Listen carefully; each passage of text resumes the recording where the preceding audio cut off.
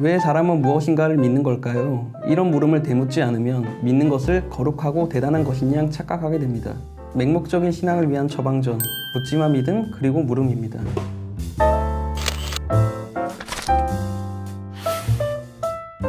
이 책은 무엇을 믿는가, 믿는다는 것은 무엇인가, 왜 믿는가, 어떻게 믿어야 하는가, 누가 믿는가, 언제 어디서 믿는가 하는 물음들을 던지면서 우리 신앙을 성찰할 것을 주문합니다. 이런 물음들을 통과하는 것, 자기 신앙을 성찰하는 것이 중요한 문제인 이유는 무엇일까요? 믿음이 신앙을 하는 데 있어서 핵심적인 주제이기 때문입니다. 무엇보다 묻지도 따지지도 않는 맹목적인 믿음이 배태한 독단, 맹신, 복종이 오늘날 한국교회의 가장 큰 문제이기 때문입니다. 묻지마 믿음에 대한 문제제기 없이 예배 현장에 나가는 것은 자아도취 신앙을 반복하겠다는 선언과 다르지 않습니다. 질문과 질문을 거듭해 믿음의 진리를 찾아야 합니다. 묻지마 믿음 그리고 물음은 이와 같은 작업을 도와주는 책입니다.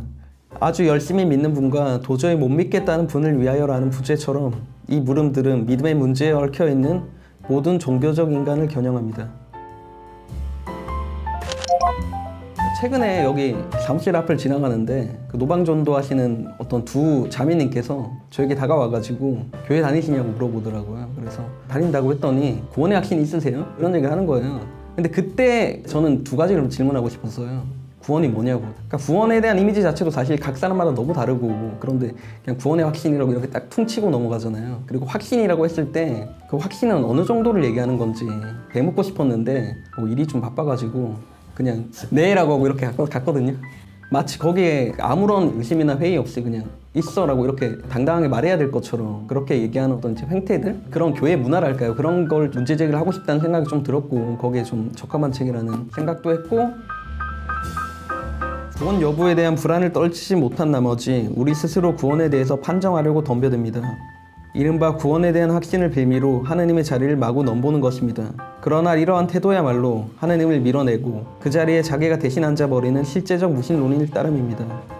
때로는 조금 이제 꺾이기도 하고, 때로는 진짜 굳게 확신하기도 하고, 그런 과정들이 이렇게 있는 건데, 그런 것들 다 무시해버리고 그냥 하나로 이렇게 동일시키는 거는 전체주의와 다르지 않고, 그거는 그냥 생각 없이 달라는 거죠. 또 믿음에 대한 성찰이 없기 때문에 오늘날 교회 재생 문제라든지, 목회자가 성범죄를 저질렀는데도 여전히 가해자인 목사를 두둔하는 교인들의 모습이라든지, 맹목적 믿음이 그런 것들의 뿌리 깊은 어떤 원인이 아닌가 지적할 필요가 있지 않나, 이런 생각도 들고, 그러니까 매번 성찰하면서 나아갈 필요가 있는 거죠, 사실. 이 책을 어떤 사람들이 보면 유용할 거라고 생각하세요? 나 같은 사람?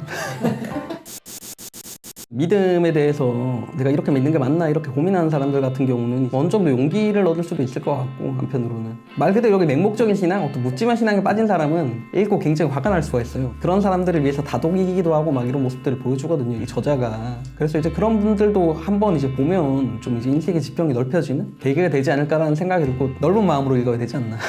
약간 이런 얘기도 할 수 있지라고 하면서 이렇게 읽어야 잘 소화시킬 수 있을 것 같은데, 그게 아니라 그냥 고정된 틀을 딱 가지고 읽으면 좀 힘들지 않을까, 읽기가. 한국교회에서는 묻지마 믿음이 굉장한 덕목이잖아요. 그렇죠, 덕목이죠. 네. 그 부분이 이런 책을 읽고 나면 좀 깨질 수 있을까요?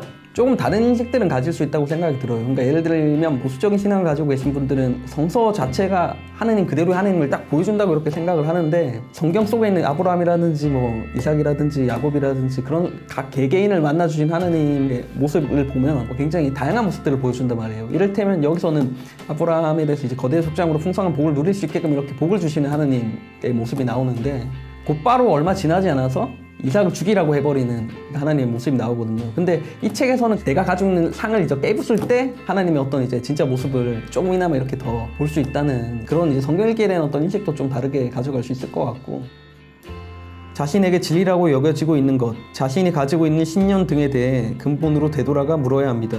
우상은 대체로 이런 모습으로 우리에게 자리 잡고 있기 때문입니다.